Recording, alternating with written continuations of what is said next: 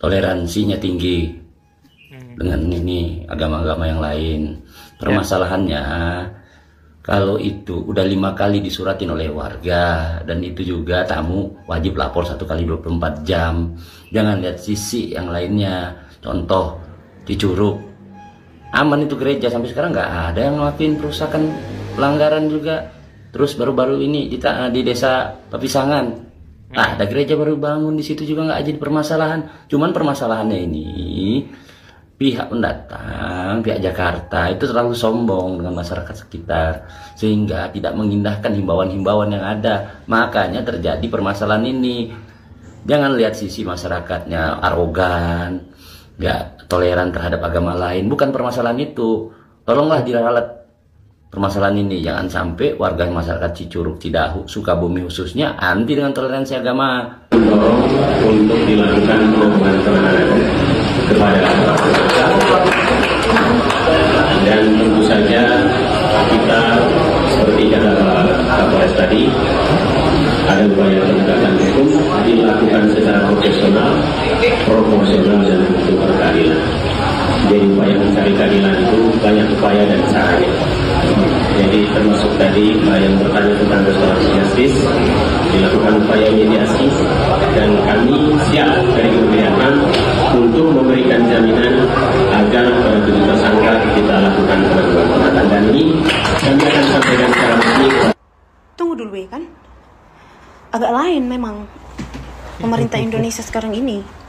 Benar. Halo, Kemenkumham ya. Heran.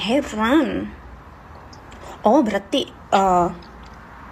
keanarkisan yang terjadi kemarin di Cidahu itu bukan kejahatan? Apakah itu kebaikan? Ya? Halo Kemenkumham? Gila sih, gak habis pikir. Kemenham mau jadi penjamin 7 tersangka persekusi pembubaran ibadah retret di Cidahu, Sukabumi. Maksudnya apa? Udah gila apa ya? Tersangka malah dibela. Bukan anak-anak yang jadi korban, yang sudah ngalami trauma, ketakutan gara-gara peristiwa itu. Parah. Gua aja sebagai muslim malu dengan kelakuan norak deso para perusuh itu. Udah jelas-jelas kita ini negara demokrasi, agamanya banyak, budayanya banyak, bukannya toleransinya ditingkatkan, malah ada sikap kampungan seperti ini yang malu-maluin. Dan didukung lagi sama Kemenham dengan mau jadi penjamin. Pak Presiden, tolong ini ditindak, ini Kemenham maksudnya apa? Sekali lagi, yang dibela itu tersangka persekusi, bukan korban si anak-anak di retret itu yang sudah jelas-jelas ngalamin trauma karena kejadian itu. Bener. Mikir gak sih otaknya itu? Wah, parah.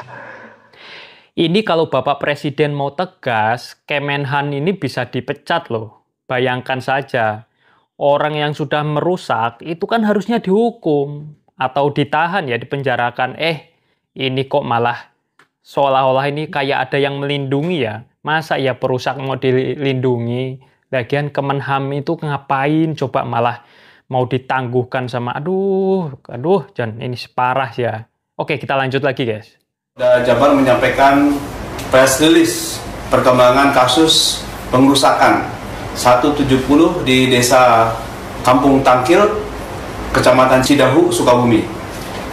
Pada hari ini Polres Sukabumi telah menetapkan dengan sprint Han 129 bahwa penambahan tersangka ada satu lagi yang telah ditetapkan, yaitu saudara YY ya. Saudara YY dengan usia 50 tahun, alamatnya desa Tangkil, Kecamatan Cidahu, Kabupaten Sukabumi. Dan yang bersangkutan berperan dalam pengerusakan sebuah gitar dan juga pengerusakan mobil R3 yang terparkir di halaman ya rumah singgah dari anak pemilik daripada Ibu Maria ya. Kemudian yang bersangkutan berdasarkan keterangan saksi-saksi ya terbukti melakukan pengerusakan tersebut dan ditetapkan sprint Han pada hari ini. Dan kemudian pasal yang dikenakan yaitu sama dengan yang lainnya, yaitu 170 dengan pengrusakan secara bersama-sama dan pasal 406 KUHP. Hal tersebut menyikapi kejadian pembubaran retreat siswa Kristen di Cibahu, Kabupaten Sukabumi, Jawa Barat. Kemenham mengusulkan adanya penangguhan penahanan terhadap 7 tersangka perusakan rumah retreat di Sukabumi. Kemenham menjadi penjaminnya. Hal ini disampaikan oleh Staf Sus Menteri HAM Thomas Harming Suwarta dalam konferensi pers di Pendopo, Sukabumi, Jawa Barat. Tribunnews.com. Tidak saya halang-halangi dan tidak boleh ditunda sebuah perdamaian. Perdamaian abadi bagi seluruh rakyat Indonesia dalam sebuah teks Undang-Undang Dasar 1945. Namun dalam sebuah adanya gerakan yang tidak kunjung selesai, gerakan yang diduga intoleran, sehingga saya merasa bahwa pasal-pasal yang dibuat tidaklah pantas hanya pasal pengrusakan, hanya delik aduan. Di situ diduga ada penistaan agama, karena jelas-jelas di video yang tadi saya dengar diputar oleh asisten saya, ada sekelompok orang rame-rame naik ke atas, diambilnya salib, dipatahkan, diinjak-injak. Diduga pasal penistaan agama masuk. Yang keberatan bukan hanya yang punya tempat, tapi umat Kristiani secara seluruh dunia, terutama Indonesia.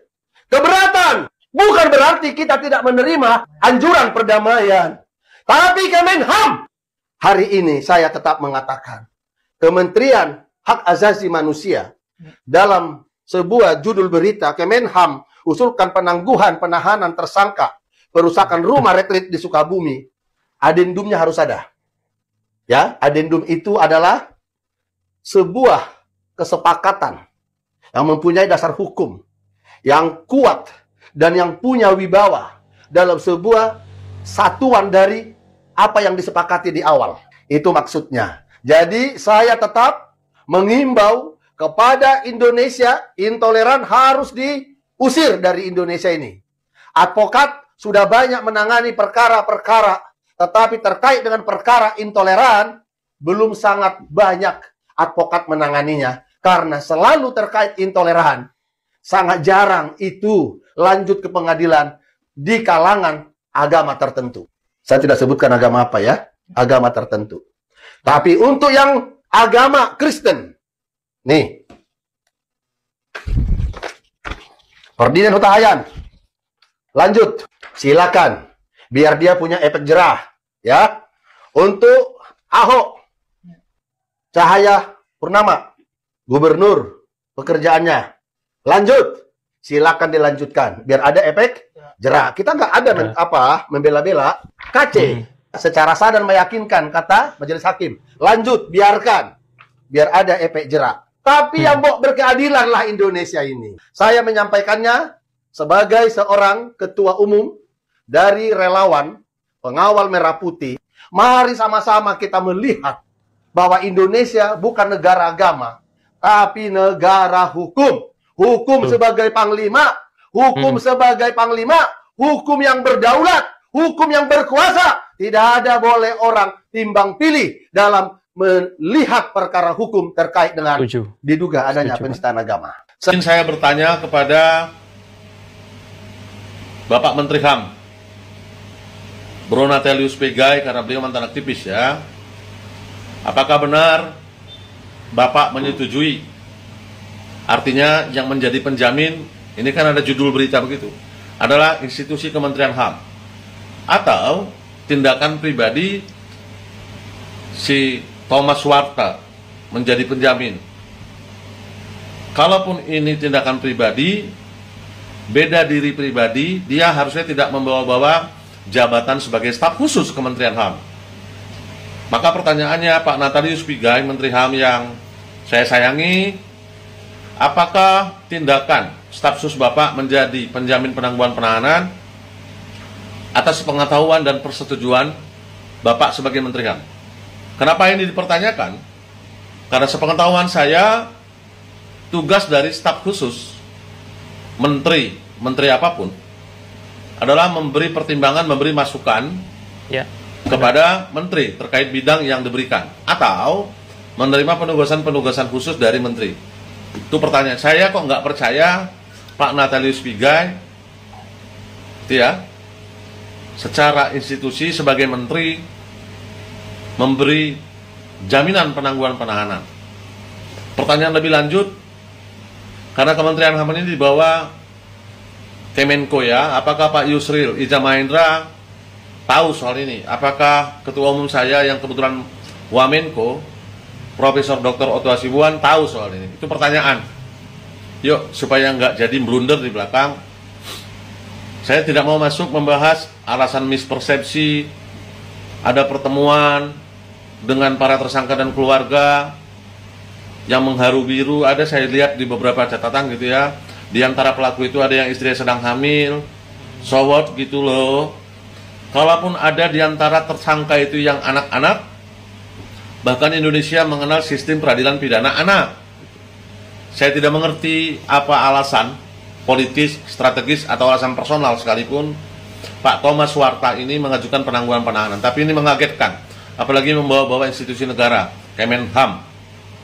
Bukankah isu intoleransi itu bagian dari isu hak asasi manusia yang menjadi PR Kementerian HAM? Itu ya. Sekali lagi, ini jangan jadi presiden. Kalau katanya alasannya karena kemanusiaan, oke. Apakah pelaku kejahatan yang lain itu tidak punya sisi kemanusiaan? Seringkali orang mencuri karena dia tidak punya pekerjaan, tidak punya penghasilan. Seringkali orang melakukan perampokan karena butuh uang, istrinya hamil juga. Atau bahkan Pak Stafsus, anak-anak yang melakukan terlibat dalam sebuah kejahatan pun tetap diproses. Apa itu? Dengan sistem peradilan pidana anak dengan beberapa pengecualian. Kenapa kemudian saya meragukan atau berharap Polda tidak mengabulkan penangguhan penahanannya? Ini kalau misalnya ditangguhkan, itu artinya ada berpeluang negara tidak serius dan tidak hati-hati. Dalam hal ini, kepolisian Polda Jawa Barat sebagai wakil negara harusnya sensitif pada rasa keadilan masyarakat yang sejak 1 minggu ini gitu ya, berita ini viral, kita shock, kita terkejut, kita semua mengawal kasus ini. Kalau yang lain-lain saya tidak mau komen. Apakah kalau ditangguhkan kemudian Pak Stafsus Kemenham ini bisa menjamin yang bersangkutan bisa datang ke persidangan? Kalau alasannya supaya bisa cari nafkah gitu kan. Bukankah bisa lebih baik kalau mau terlihat memberi tanggapan kepada atau empati kepada para pelaku yang kesulitan ke ekonomi, yang lugu, yang katanya terprovokasi gitu-gitu ya. Jadi bantu aja keluarganya Pak, bukan kemudian proses pidana yang sedang dijalani itu dicoba diperingan. Ingat ya, tujuan pemidanaan adalah efek jerah. Begitu Pak Stafsus, Pak Thomas, Pak Natalius Pigai, tolong ini dikoreksi. Jika berita ini benar, wah ini pertanyaan kita kecewa. Yang namanya perusak, ya itu harus dihukum, Pak. Ini kalau Bapak Presiden ini mau tegas, sepertinya Kemenhan ini bisa dicopot loh ya. Wah, ini parah banget loh ya. Masa iya ada seorang perusak tidak dihukum, malah mau ditangguhkan, ini bagaimana ini? Dan setelah aku lihat-lihat di kolom komentar, ini netizen juga banyak yang menyalahkan Kemenham juga ya. Nah terus apa gunanya gitu loh Kemenham itu? Waduh, lagian ada-ada aja ya ini Kemenham ini. Makanya Kemenham ini sekarang lagi dirujak ya sama netizen. Ya ini karena apa ini? Masa ini kita negara Pancasila seperti ini kok ada perbuatan yang tercela seperti ini, kok masih kayak ada yang mau ngelindungi ya? Ya gimana ini? Malah nggak ada efek jerah ya. Seharusnya kan apabila ada proses hukum yang berjalan, ini kan kedepannya ada efek jerah buat yang lainnya. Jadi biar yang lainnya itu nggak ikut-ikutan gitu loh kayak gini. Sangat bahaya sekali loh ini ya. Waduh, apa kemungkinan ya diduga ada pejabat yang bermain di belakang Kemenham ya? Kita kan nggak tahu juga. Lagian masa ya ada tersangka kok ya dibela. Padahal ya namanya pengerusakan itu ya, apalagi kemarin itu kita lihat di videonya sampai penurunan salib ya. Waduh, itu udah ngerusak seperti itu ya bisa dikategorikan penistaan lah ya kayak gitu. Jadi apapun alasannya, ini negara kita ini ya kalau ada yang merusak, kalau kira-kira ada yang salah ya memang harus dihukum sih ya, biar ada efek jera. Waduh, ini gimana ini polisi sama TNI yang kemarin ada di situ ini? Kok malah diem-diem aja ya? Oke, mungkin segitu saja ya untuk video di kesempatan kali ini. Nanti kalau ada video lagi, kita akan upload terus ya. Pokoknya kita kawal terus ya kasus ini sampai selesai. Terima kasih teman-teman. Saya pamit undur diri. Apabila ada salah kata dari saya mohon dimaafkan. Wabillahi taufiq wal hidayah. Wassalamualaikum warahmatullahi wabarakatuh. Terima kasih teman-teman semuanya yang sudah menonton video ini. Dan nantikan uploadan video terbaru dari kami selanjutnya.